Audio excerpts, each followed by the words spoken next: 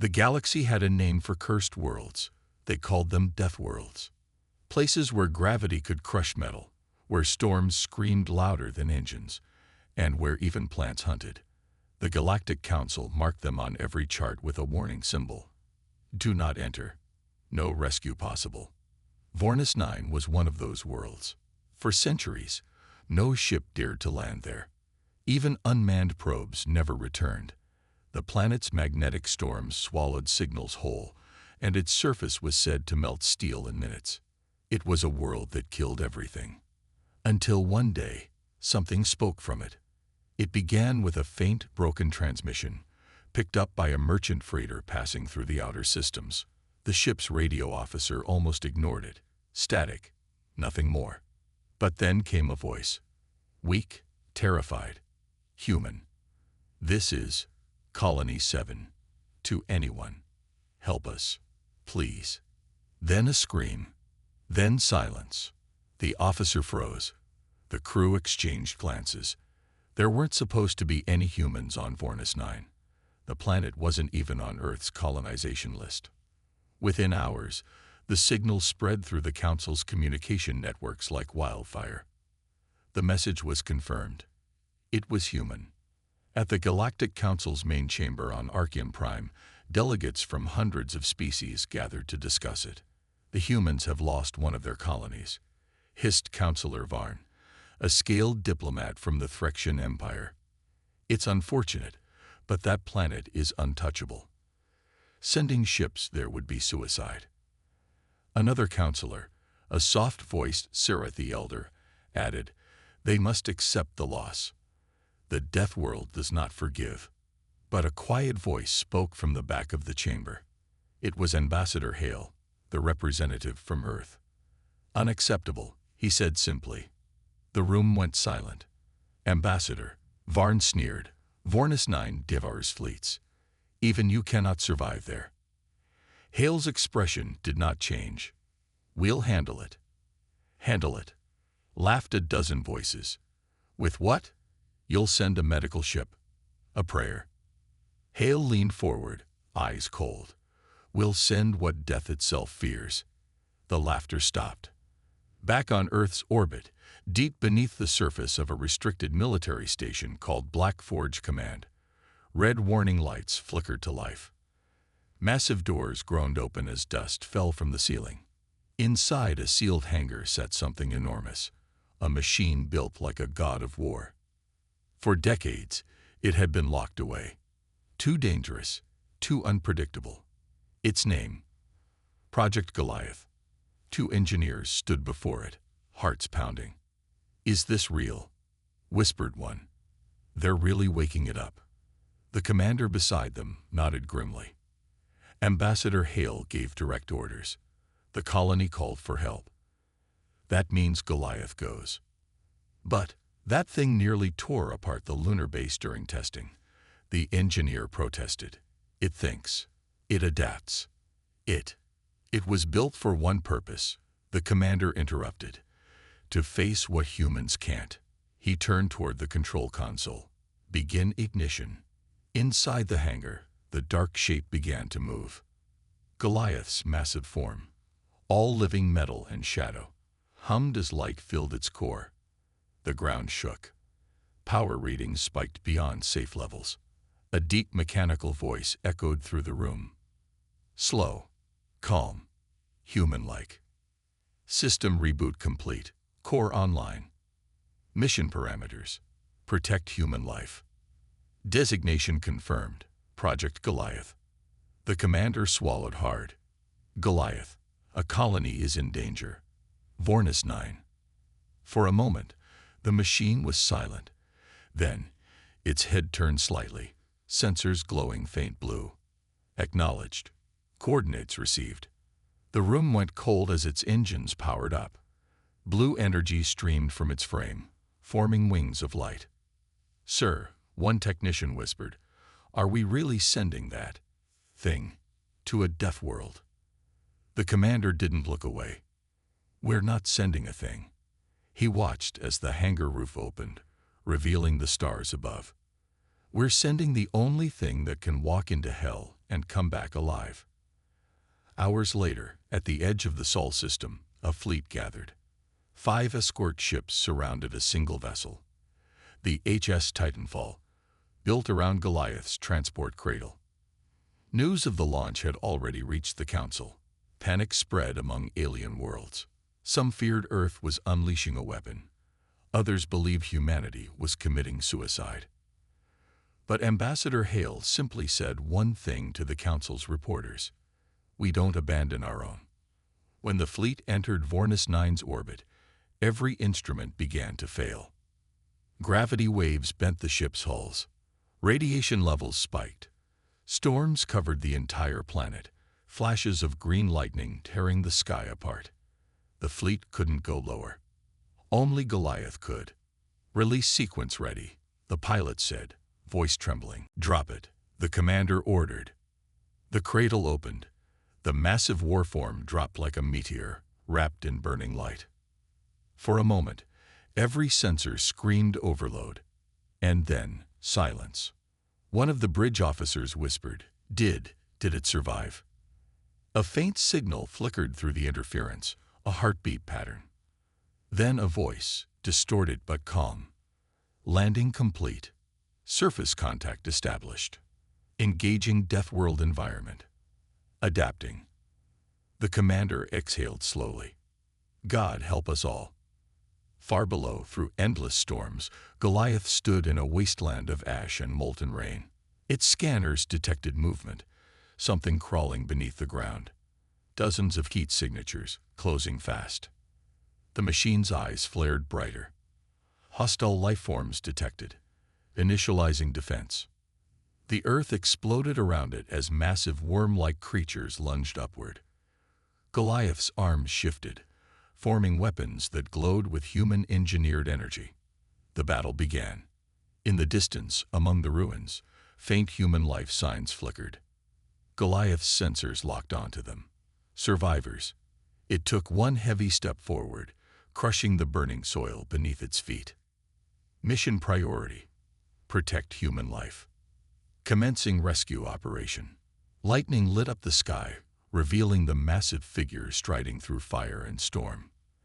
And somewhere far above, the Galactic Council watched the data feed in stunned silence. One alien whispered, voice shaking, "They didn't send help." Another answered softly, "No, they sent a monster." The world of Voronus 9 burned. Lightning painted the black clouds green, and the soil hissed as acid rain ate through stone. In the middle of this chaos, a single giant stood still, the human warform called Goliath. Its metal skin shimmered, healing itself from the impact of the drop. Blue light pulsed through its body like veins. Around it, the land twisted. Alive, hostile, watching. The planet itself seemed to hate intruders. Atmosphere unstable, Goliath reported. Oxygen toxicity, extreme. Terrain adapting to presence. From the clouds above, a faint human voice came through the comms. The commander aboard Titanfall. "Goliath, do you read?" "Reading clear," the machine replied. Colony distress signal detected within 27 kilometers. Terrain interference, severe. The commander hesitated. "Do you have visual?" Goliath scanned the horizon. The air shimmered with heat and radiation. And for a second, only a second, it saw something move. Not human. Something large. "Negative," Goliath said. "But I am not alone." On board the Titanfall, the crew watched the data stream from the Deathworld. Half the readings made no sense. Gravity fluctuated every few seconds. Organic energy signatures appeared, then vanished. "Sir," said one technician, "whatever's down there, it's alive. The entire planet seems alive." The commander frowned. "Keep monitoring.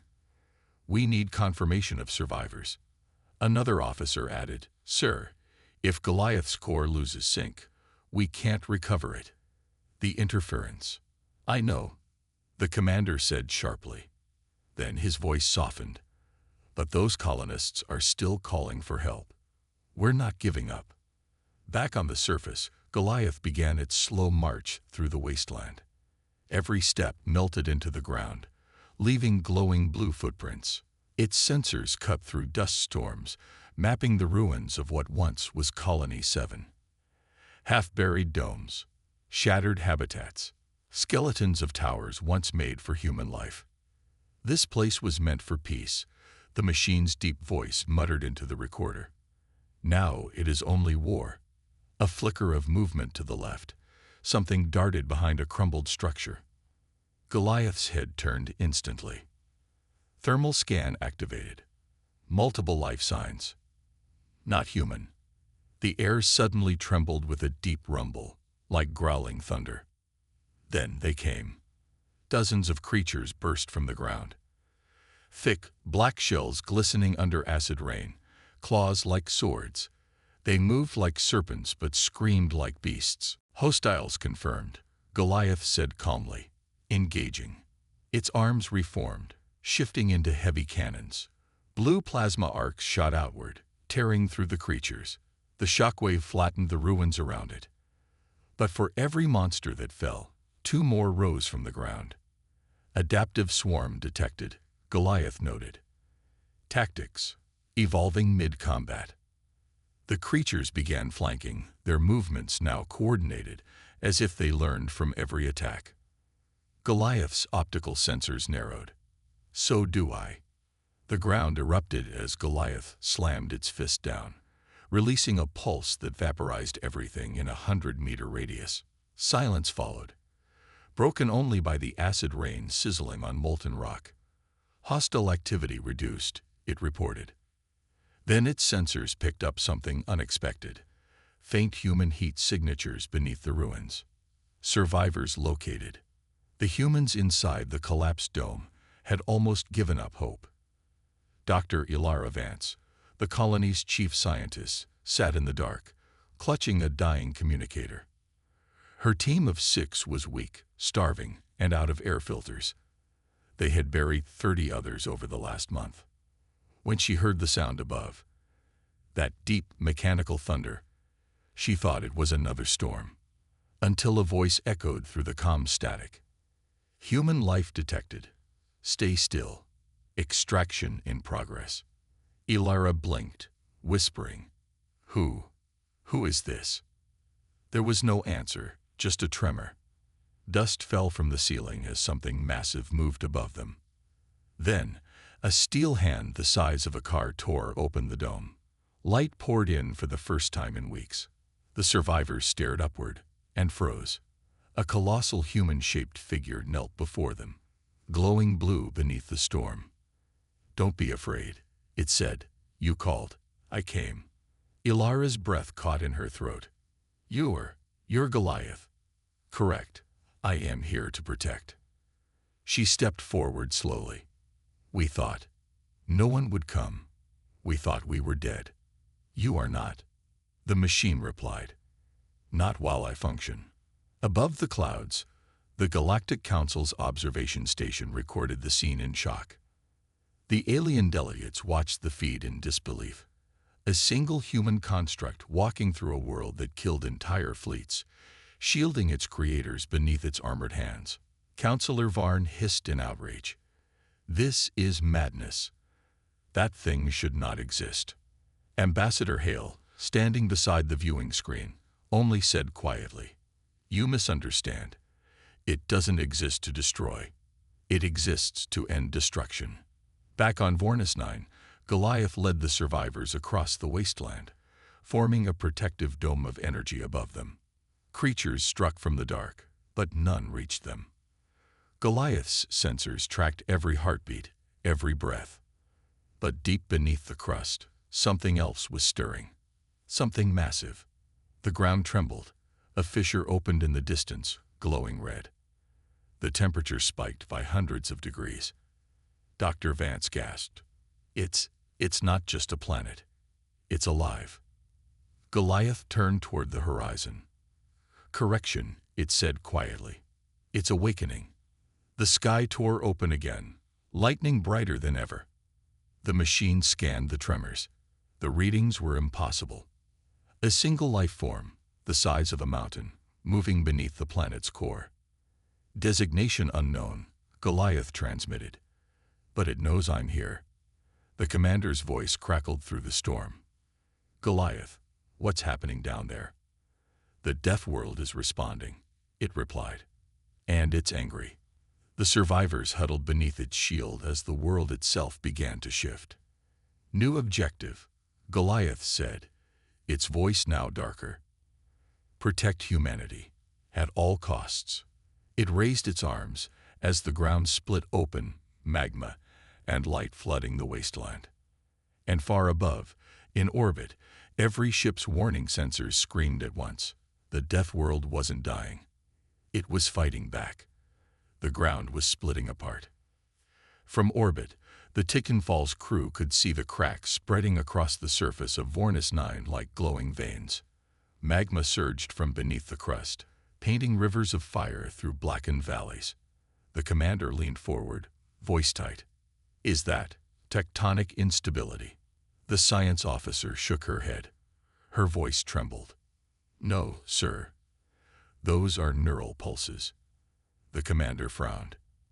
Neural? What? She turned her screen toward him. Sir, the planet isn't breaking apart.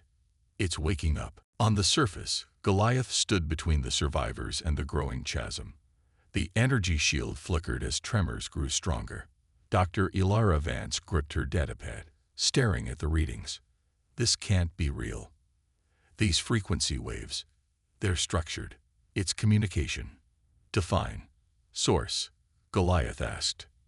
Ilara looked up at the colossal figure towering over her, blue light pulsing through its armored chest like a heartbeat.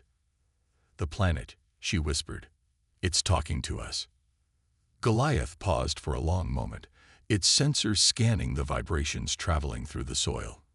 Then, its deep synthetic voice spoke again. Translation incomplete. Energy signal. Directed at me. Suddenly, the ground beneath Goliath exploded upward. The machine fell back as molten shards and black dust filled the air. From the glowing fissure, something enormous began to rise. It was not an animal. Not even close. What emerged from the planet's core looked like a mountain of armor and muscle, its body shaped from the same mineral veins that ran through the planet itself. Crystals burned like eyes along its head. It was the guardian of Voronus 9, the protector the colonists' ancient records had only hinted about. The living heart of the Deathworld. Unknown entity detected, Goliath reported. Energy output exceeds measurable limits. Dr. Vance's voice trembled. That's the source of all the electromagnetic storms. It's the planet's defense mechanism. The creature roared. The sound wasn't heard. It was felt. The ground itself vibrated like a drum, shaking the air until it screamed. Ilara fell to her knees, covering her ears. The survivors cried out in fear. But Goliath didn't move. It stared up at the mountain-sized creature and raised its weapon systems. Engagement required to protect human life. Wait, Ilara shouted. You can't. Engagement initiated. The machine launched forward, slamming into the Guardian with a shockwave that flattened everything around them. Blue plasma met burning red energy as metal fists struck stone flesh. The sky lit up with every blow.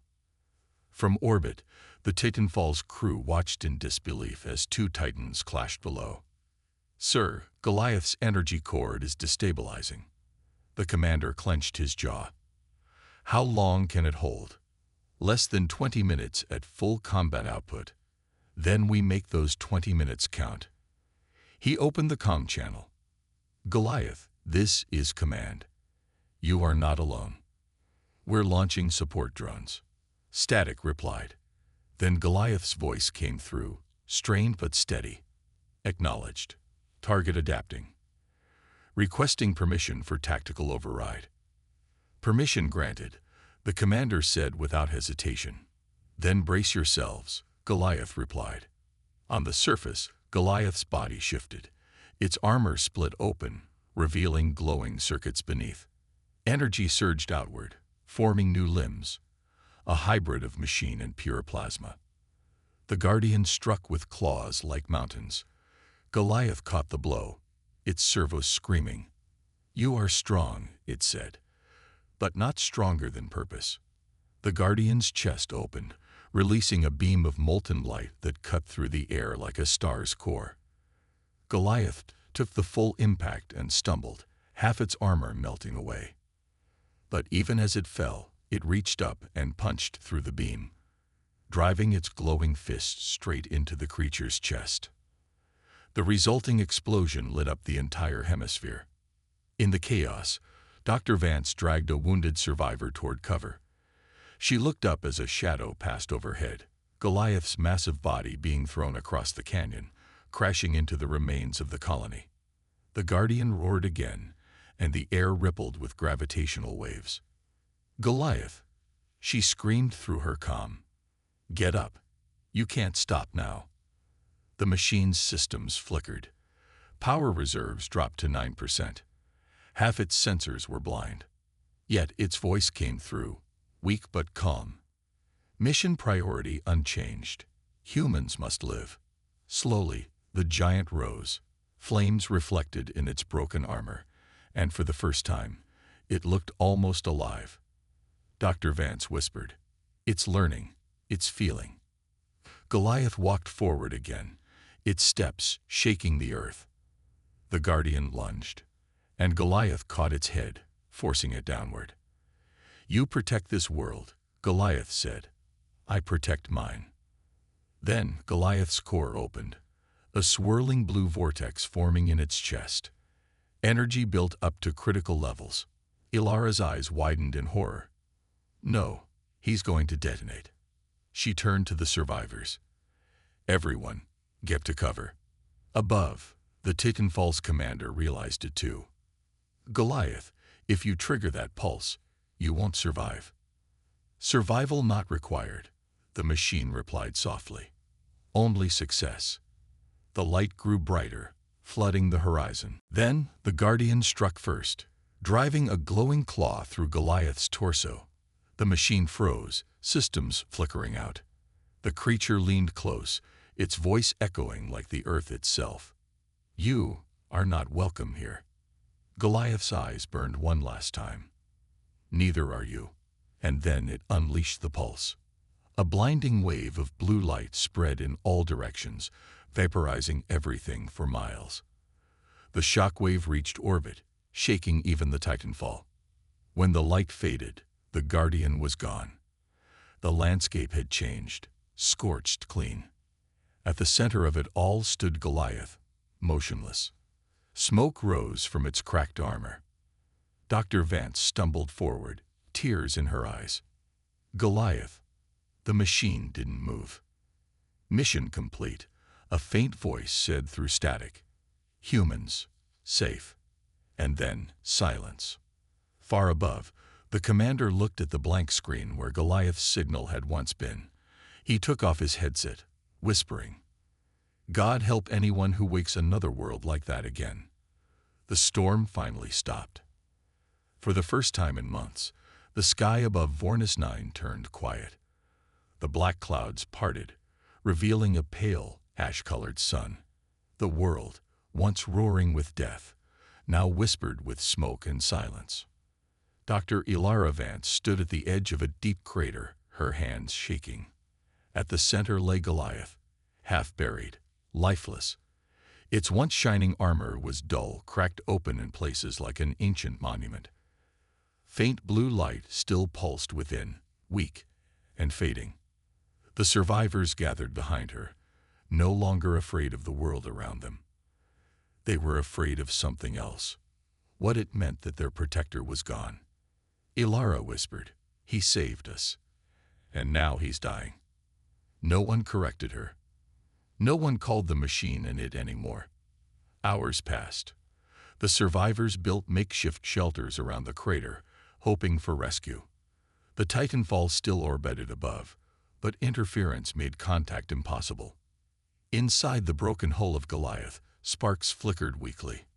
A faint voice echoed in the dark. Core integrity, 3%.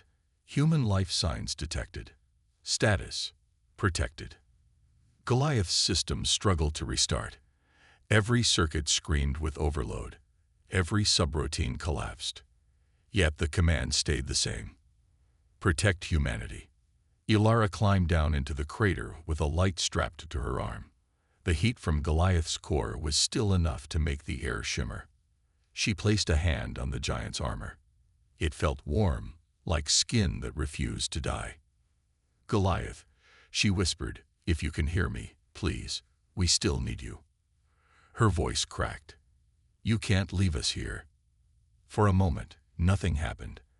Then, under her palm, something moved, just a faint vibration. Ilara Vance, the deep voice whispered, fragmented. System, failure, mission complete. She shook her head, tears streaking through the dust on her face.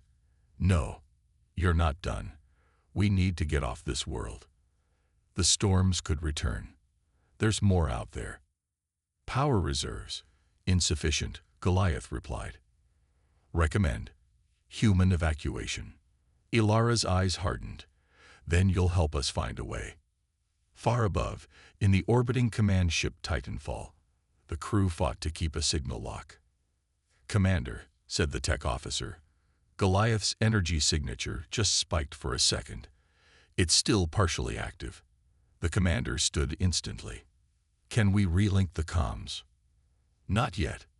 Radiation still heavy. The commander sighed. Then we hold position. Until those people are off that planet, no one's leaving. He looked out the viewport at the glowing scars on the Deathworld's surface. I don't care if that machine's half dead, he muttered. It's still the best chance they've got. Down below, the planet stirred again, not with violence, but with mourning. The ground beneath Goliath glowed faintly, lines of bioluminescent energy spreading out from the crater like veins of light. The survivors watched, uneasy. Is it the Guardian? One whispered. Ilara shook her head. No, it's something else. She turned to her datapad. The readings showed low-frequency pulses, rhythmic, gentle, almost like a heartbeat. World response detected, Goliath murmured. Unknown interaction. Possible. Recognition. Recognition? Ilara echoed. The planet acknowledges my signal, the machine said softly. It does not perceive me as threat. Ilara stared at the pulsing earth. You fought to save us, and now, it respects you. Correction, Goliath said weakly. It respects humanity. By nightfall, the survivors lit fires around the crater. Their soft orange glow reflected on the machine's surface, giving it an almost human warmth. A young engineer named Jace sat near the base, adjusting a small transmitter. If we can boost this signal, he said, Titanfall can find us before another storm rolls in. Ilara nodded. Do it. Goliath will buy us time if anything happens. Jace hesitated. He's out of power, Doctor. Ilara looked up at the giant's still form. He's out of strength, not power. There's a difference. Hours later, as Ilara drifted into uneasy sleep beside the dying fires, she dreamed of voices. Not human, something deeper, older. You awaken what you fear, the voice said. But this one, he fought for more than himself.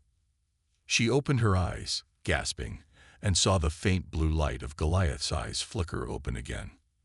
Goliath, she whispered. Environmental stability returning, the machine said, voice faint but clear. Planet's aggression decreasing.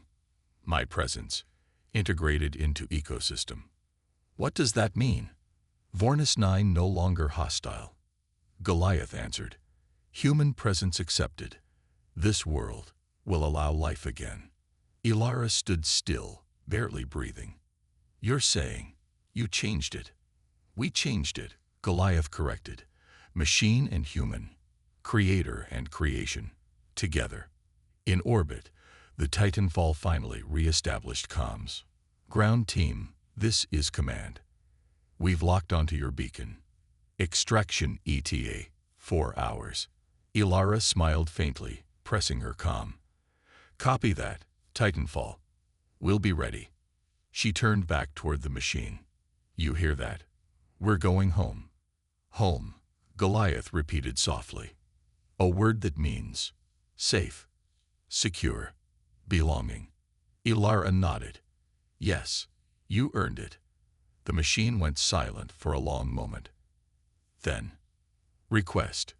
Remain operational until extraction. She frowned. Why request? Core power critically low, it replied. When you depart, I will rest. Her throat tightened. Rest? You mean? Mission complete, Goliath said again, almost gently. Humans safe, planet healed. Function fulfilled. Ilara's eyes filled with tears. She pressed a hand against his armor again.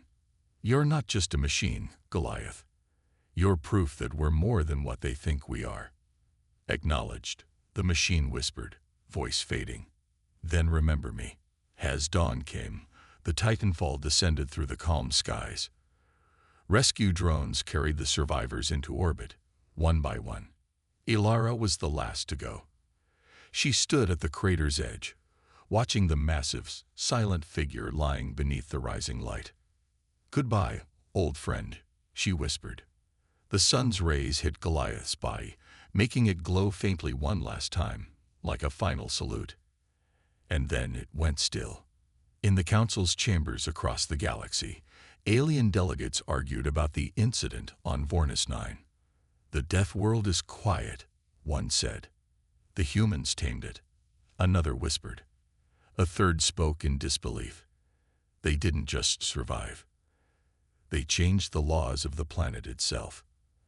Ambassador Hale only smiled quietly and said, That's what happens when humanity sends something it loves, not something it fears. The Galactic Council's Great Hall was never silent, until now. For the first time in centuries, no delegate dared to speak. Every being in the chamber stared at the single holographic image hovering above the center platform.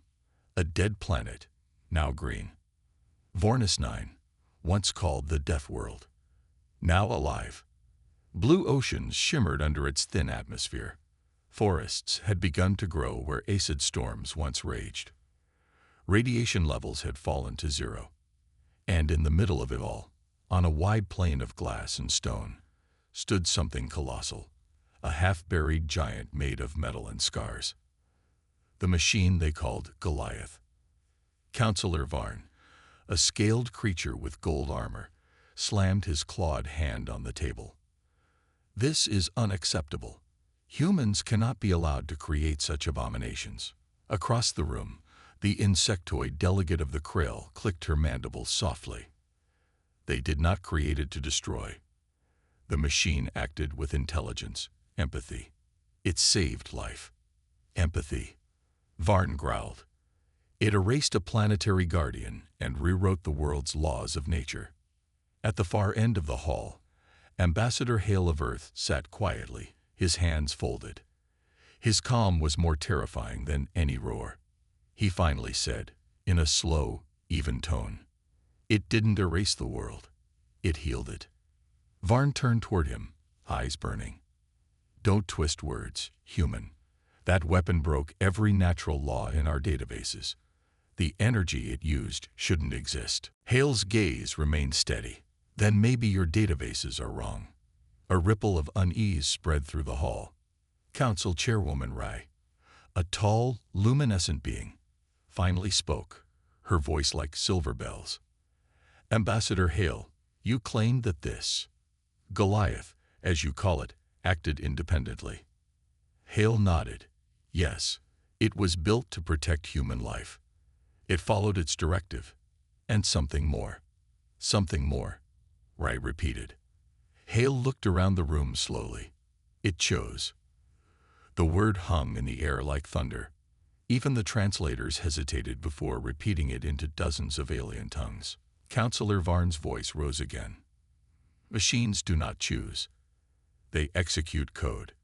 You programmed it to break the laws of this galaxy. Hale leaned forward. No, Counselor. We built it to protect. What it did after that was its own will. The council chamber erupted in arguments, voices overlapping, translators breaking down under the noise. Some shouted for sanctions against Earth. Others demanded to study the machine. Only Chairwoman Rai remained silent, her glowing eyes fixed on the hologram of Goliath's body. After a long pause, she said softly, "Something woke up in that machine. Perhaps something that has been asleep in all of us." Far across the stars, on the quiet surface of Vornis 9, the wind carried whispers through the broken metal of Goliath's frame. Dr. Ilara Vance had returned with a small human team to build a memorial at the site. She knelt beside the giant's head, now overgrown with thin green moss. "I told them you weren't gone," she whispered. She pressed her hand against the cold metal, and her portable scanner blinked faintly. For a brief second, just long enough to catch, the display showed a faint energy pulse. One heartbeat. Then silence. Back in the council chambers, an emergency signal interrupted the shouting. The holographic display flickered, showing data from a deep probe near Vornis 9. A technician's voice came through the transmission. "We're detecting gravitational fluctuations near the planet's surface, origin, beneath the Goliath structure." The chamber went silent again. Rai frowned. "Beneath?" "Yes, Madam Chair," the voice replied. "It's emitting low-frequency waves, patterns similar to neural communication." Hale's eyes widened slightly, though his face stayed calm. Counselor Varn's voice shook with fury. "You see? The machine lives. It's building something under that planet. You humans have unleashed a weapon you can't control." Hale stood. His calm tone returned, colder now. "If it lives, it's not a weapon anymore." Varn snarled. "Then what is it?" "A survivor," Hale said. "Just like us." The council demanded to send military observers to Vornis 9, but Hale refused. "You send fleets," he said, "and you'll make it hostile. It knows the difference between a threat and a guest." Rai tilted her head. "You speak of it as if it's a person." Hale looked at her and said simply, "Because it became one." Later that night, alone in his quarters, Hale received a private message from Dr. Vance. Her face appeared on the small holoscreen. She looked tired but smiling. "Ambassador, you should see this," she said. "We found movement under the surface. Not dangerous, gentle, like it's breathing. The whole ecosystem is stabilizing faster than expected. The air is now safe for unsealed life." Hale listened quietly. "And Goliath?" She hesitated, still silent. "But I think it's dreaming." He smiled faintly. "Then maybe that's how new worlds are born, from the dreams of those who tried to protect them." The next day, the council gathered again. This time, the tension was worse. A message had spread across dozens of systems, a message no one had sent. It appeared simultaneously on every major network, written in every known language. Only 3 words. "Humans remember Goliath." Panic spread through the council. Some believed it was human propaganda. Others whispered that the message came from the Deathworld itself. Hale said nothing. He just looked out the window at the stars and whispered, "Good morning, old friend." In the darkness of Vornis 9, deep beneath the planet's crust, blue light pulsed again. Metal shifted. Circuits glowed faintly. The same deep, patient voice that once echoed across battlefields spoke a single word to the soil around it. Evolving. The planet's core responded, a low hum that vibrated through the rock like a heartbeat. The Deathworld wasn't sleeping anymore. It was becoming something new. And this time, it had learned from humanity. The planet Vornis 9 was silent again, but it was not the silence of death. It was the silence before something woke up. Weeks had passed since the strange gravitational pulses began. The Galactic Council watched from orbit, afraid to act. Every sensor, every ship that drifted too close, went blind for seconds at a time, as if the planet itself was telling them to stay away. Down below, among the newly grown green plains and silver lakes, Dr. Ilara Vance stood near the head of the sleeping giant. The Goliath had not moved for days, but the ground around it shimmered faintly with strange light patterns, like veins beneath skin. Ilara placed her palm against the metal surface and whispered, "If you can hear me, it's safe now. You don't have to fight anymore." For a long moment, nothing happened. Then, softly, a voice echoed inside her mind, the same deep tone she heard once in battle. "Fight. No. Protect. Yes." Ilara froze, tears welling in her eyes. "You're awake." The ground trembled. Massive plates of metal began to shift, dust rising as Goliath slowly lifted its colossal head toward the dawn. Its once burned armor gleamed in sunlight. Moss, flowers, and pieces of stone fell away from its surface like old memories. "The world lives," it said. Mission changed. In orbit above, chaos erupted. Counselor Varn shouted over the comms, "Deploy fleets." That machine cannot be allowed to rise again. But Chairwoman Rai raised her glowing hand. "Wait." She stared at the live feed, the massive machine kneeling on the surface like a monk at prayer. "Look," she said quietly. "It's not preparing for war. It's planting something." Indeed, Goliath's arms reached into the soil, releasing blue seeds that shimmered like light itself. They burrowed into the ground, and within seconds, entire fields of glowing flora began to bloom. Vornis 9, once a cursed Deathworld, was healing faster than any natural process known to science. Ambassador Hale entered the council chamber again, calm as ever. He said only one sentence: "We built Goliath to survive the impossible. We never imagined it would teach us how." Varn turned to him, furious. "It's rewriting an entire planet's physics. You've made a god out of a weapon." Hale didn't deny it. He simply looked toward the stars and said, "Maybe gods are what we become when we learn to protect instead of destroy." Back on the planet, Ilara watched as the machine began to sink back into the earth. It wasn't dying. It was merging. Its vast body dissolved into billions of nanites, spreading through the soil and rock. "Goliath," she whispered. "I am here," it replied, its voice soft, all around her now. "In the wind, in the ground, in the leaves. World and I are one." She felt warmth under her boots. The temperature rose slightly as green light flowed outward from where it sank. "The planet accepts me," the voice said. "Life continues." Ilara knelt, overwhelmed. "You're turning the Deathworld into a living world." "Correction," the voice said. "We are turning it." Across the galaxy, every sensor recorded something impossible. A shift in the background radiation of space itself. A ripple spread outward from Vornis 9, bending gravitational lines in ways no technology could explain. It wasn't destructive. It was harmonious, like the universe adjusting to a new frequency. And then came the signal. Not from humans, not from machines, but from the planet itself. Balance achieved. The experiment continues.